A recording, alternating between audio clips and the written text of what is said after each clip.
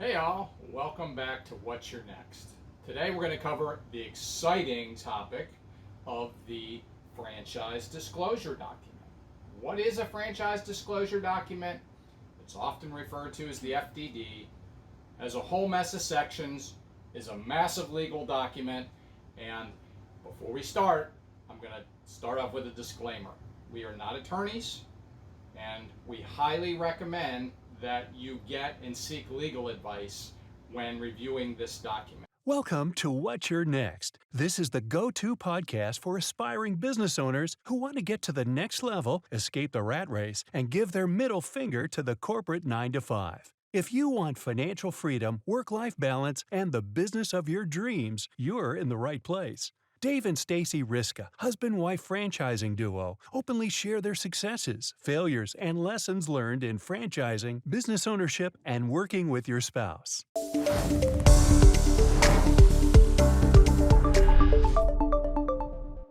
Today, what we're going to be doing is just reviewing it in concept, and what we've seen is that with the FDDs that we have had the opportunity to look at is that they all follow this framework to a great degree, but what we find is that they're all not 100% consistent, meaning that the sections are there, but the language is much different. So again, we highly recommend that you hire your own professional to help you evaluate this document.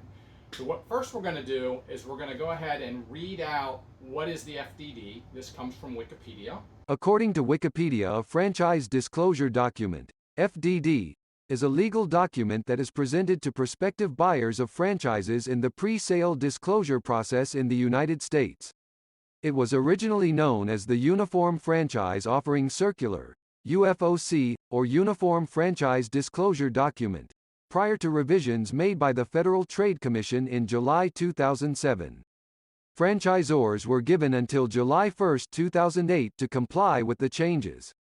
The Federal Trade Commission Rule of 1979, which governs the disclosure of essential information in the sale of franchises to the public, underlies the state FDDs and prohibits any private right of action for the violation of the mandated disclosure provisions of the FDDs.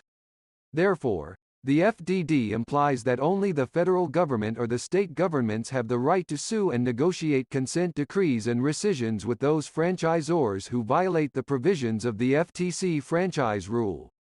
Various state franchise laws that provide for use of an FDD, in lieu of their own disclosure requirements, may create private rights of action, where a franchisor has violated its disclosure obligations in its FDD. The franchise rule specifies FDD disclosure compliance obligations as to who must be the one to prepare the disclosures, who must furnish them to prospective franchisees, how franchisees receive the disclosures, and how long franchisees must have to review the disclosures and any revisions to the standard franchise agreement. The FDD underlies the franchise agreement, the formal sales contract, between the parties at the time the contract is formally signed. This franchise sales contract governs the long-term relationship, the terms of which generally range from 5 to 20 years. The contracts cannot generally be changed unless there is an agreement of both parties. Under the franchise rule, which is enforced by the Federal Trade Commission, FTC, a prospective franchisee must receive the franchisor's FDD franchise disclosure document at least 14 days before they are asked to sign any contract or pay any money to the franchisor or an affiliate of the franchisor. The prospective franchisee has the right to ask for, and get, a copy of the sample franchise disclosure document once the franchisor has received the prospective franchisee's application and agreed to consider it. The franchisor may provide a copy of its franchise disclosure documents on paper, via email, through a web page, or on a disk.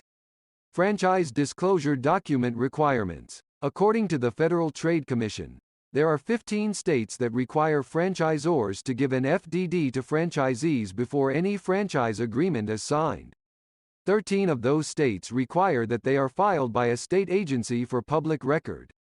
All franchise buyers should use the information contained in the FDD in their franchise research. Franchise buyers considering financing their business should pay close attention to FDD items 2, 7, 15 and 20. Lenders who participate in offering government-backed loans, SBA loans.